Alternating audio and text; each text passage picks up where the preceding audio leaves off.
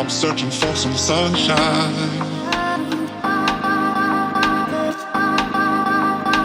Just need one ray through the dark skies. I gotta look for the bright side.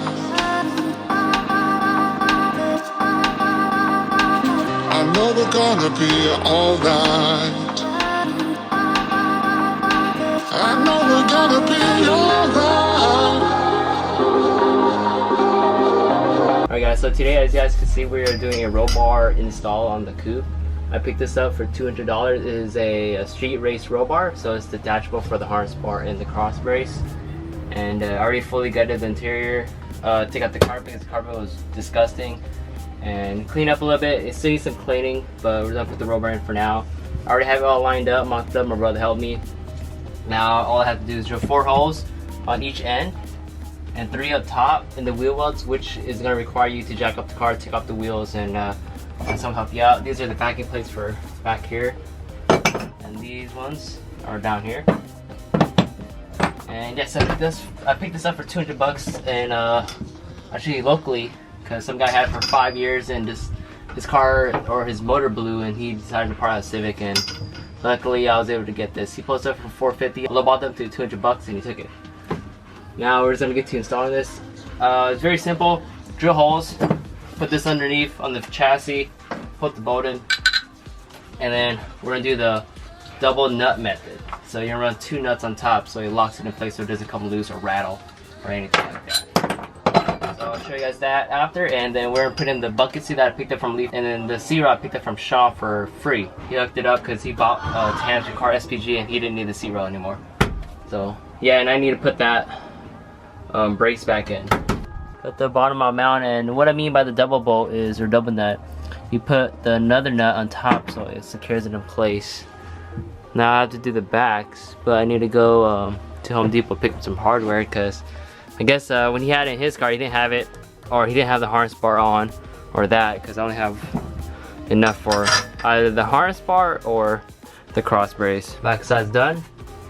Quick tip, if you guys ever install the roll bar, make sure you have the bolts sticking inwards. If you have it facing down, just in case your car is low or anything, when you turn, you're just gonna rub and it's gonna hit the nuts and it's gonna cut into your tire. So that's just a quick tip.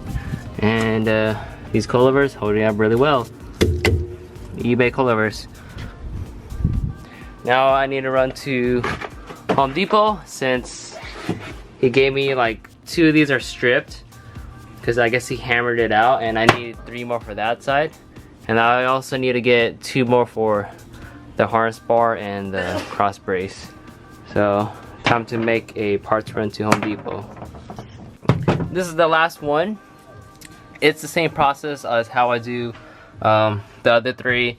I normally use a step drill bit, and that black step is from the detonating. It's just melting. And I literally just drill it until it hits this, and then I stop. Try not to make the roll bar holes any bigger, but this is the easiest way and the fastest way that I've been using or been doing. So yep, and normally I would just put 1 bolt in there just so it doesn't shift while I am drilling it. Just put 1 in there, but that's gonna have to be flipped around, but since I'm just drilling it, it doesn't really matter. Just to make sure it's centered. It's a bit hard, especially if there's detonating on it, because it just wants to move around. But let's see.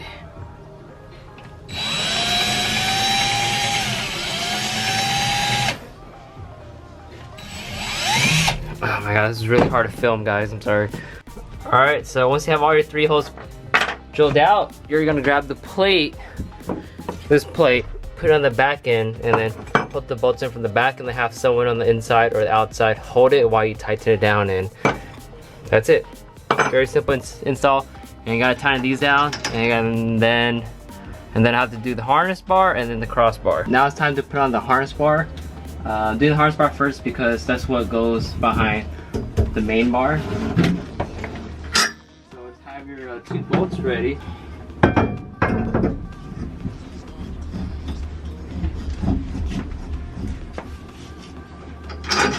and then tighten them down. Don't forget to tighten these ones also.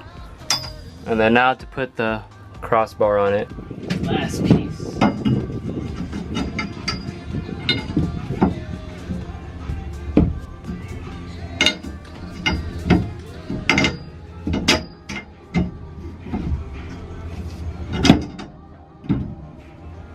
And this is the end result. Autopower Street Race roll bar. These are detachable, but they won't be. I'm just gonna leave them here. Now I need to take out the seatbelt buckles, clean it up a bit, and then put the passenger seat, and then put my bucket in. Here are the seat rails that I'm using. These are the Buddy Club seat rails. They are their sliders, so they sit pretty low, and if anyone wants to take it out for the track, and if they're taller than me, they can scoot it back or anything, so it'll be more convenient. And a huge shout out to Sean, he hooked that for free. And huge shout out to Lee, he hooked me up with this replica SPG bucket for the coupe, and you can tell this was his, cause see, just for fun, Human Catalyst, 562, Savage, second round, Nazca, and BWR. Sin.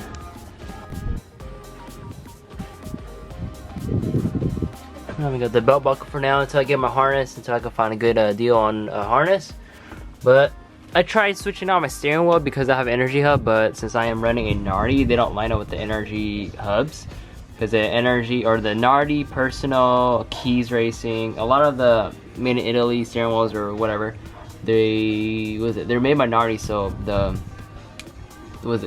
hub, or where the Allen keys go, they're a little bit wider, they don't fit perfectly. But yeah, time to put the passenger seat back in, go for a little car wash, and then wait for the rest of everything to come in. Today we're going to be installing my old Nardi. This is a 330 deep corn, and might pair it up with the original horn button that it came with, or a block off plate by Aerogenics. And I did get this hub for free with the car from Neil, so thank you very much, Neil. And I just picked this up for 50 bucks. It is a neochrome looking whatever energy quick release. I never like using quick releases, but I might as well now because it was cheap. It was 50 bucks compared to this car where I just have a Checker Sports hub paired with a Mugen steering wheel. So yeah, I got this for 50 bucks. This came with the car, and this is just my old steering wheel, so I'm not even going to add it to the budget. Steering wheel, you don't really need it, but it just makes it feel a lot better. And yeah, and all the tools you're gonna need is just this, a 19, a T30 socket. This is a torque socket, focus, which is what you use on the side of the steering wheels for the airbags. I'll show you guys that. And this is just a little for the steering wheel. So first things first is we're gonna be using this, and the 19 to take off the old steering wheel. I actually did run to Home Depot to pick up bolts because I didn't have any. So this T30 socket, you're gonna be putting it right there, on there, and busting that loose on both sides. There's one right there, and one right there, and that will take out this whole airbag. And if your airbag is connected, make sure you disconnect the ground wire from your battery, or disconnect the battery in general so the airbag doesn't blow up on you. But this car, the airbag and the horn doesn't even work. This piece should come right off, and normally this would be attached to something that comes out right here, but like I said, this car doesn't have any of that. And then the 19 is going to be for the center there, and I like using an extension onto this, and then, oh damn it, just hold the steering wheel and pull it off. There we go. And what I like doing is, because you have to pull the steering wheel off, and I pulled the steering wheel off a couple times already, so it's a lot easier to pull it off. Have the nut right here, so when you pull the steering wheel, it doesn't fly towards your face and smack you in the face. Oh, that's in frame, but that. Make sure your steering wheel is also straight, because when you take it off, you want to make sure that the hub is centered. And normally it's this line right here on the steering wheel that makes it centered. Just like that. So we can toss that. And now to grab the energy hub and everything else and all these, you can just throw away or sell it or something, but this thing's so crusty. And on the hub, you want to make sure that these two splines are lined up with these two. So whenever you turn signal, when you retract your wheel all the way back to being straight, it'll go back by itself. If you don't, then it's gonna be stuck like that. Let's see. And normally the lettering should be on the top or the center. Let me check if it lined up. Did it line up? Can't tell.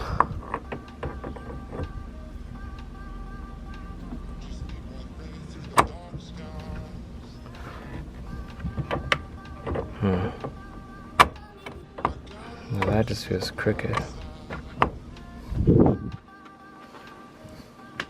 Alright. That should be good. And if you do use a horn, this is for the horn setup, but no horn on this car. Just gonna hand tighten for now. And then to put this on, you have to make sure you take off the quick release. I feel like there's like thousands of videos of people installing these. There's a little dot right there. Make sure it just goes like that. And then, yeah, screw everything down and put your new steering wheel on. Super easy to do. I think the only hard part about doing this is taking off the original steering wheel. Sometimes they do get pretty stuck. Alright, I'm gonna put 3 bolts in and then just make sure that it's centered with the steering wheel when I put it back on. There we go. For those people that use Nardi, Personal, Keys Racing, or certain steering wheels, the holes are wider. So the inner ones are for like Momo and just like basic energy steering wheels. The outer ones are for the wider wheels, which is the Nardis and all that. So make sure you think about that. And yes, I have it all lined up now. And I was gonna put the other 2 bolts in, tighten it down, then put the hub in, and then put the steering wheel on. Super easy install. Anyone can do it. Voila! I decided to put the horn button in. The whole time I had it in my hatch, the Nardi in my other car, I didn't have a horn button on it. So I decided to throw a horn button on.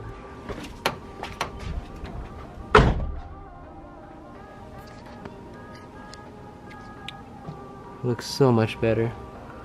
I'm not a fan of the neochrome, but I might just paint it or something, but alright. Now it just needs the harness.